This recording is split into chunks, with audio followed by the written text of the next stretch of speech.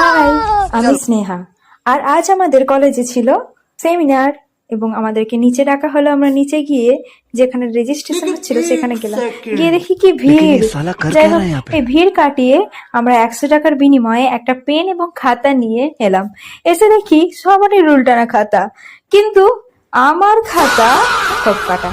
কি বলি, আমি কি 1 2 3 লিখবো নাকি? একটা এসি ছিল, সে আবার বুড়ো এসি, একটু কোনো হাওয়া বেরোয়নি।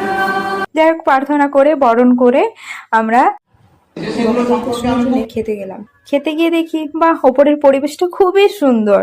আরে আমি এখানে আসিনি তো কোনোদিন, কারণ আমার এই বছর ফার্স্ট ইয়ার, তাই সবাই যে যার জায়গায় বসলো, আমি একটা জায়গা খুঁজে পেয়ে বসলাম এবং যে যার একটু জায়গা বার করে বসলো এবং সবাইকে পাতা দেয়া হলো, কিন্তু আমাদেরকে দেয়নি।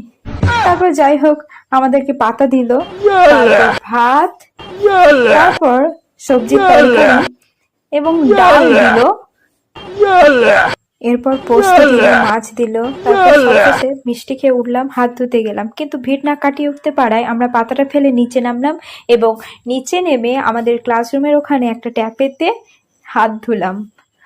হাত ধুয়ে এসে যেই না ক্লাসে ঢুকলাম, তখনই স্যার এসে বলল, যা নিচে নামবি যা। নিচে নেমে বক্তব্য শুনে আমরা বৃষ্টিতে ভিজতে ভিজতে বাড়ি যাচ্ছি। আজকের মতো টাটা।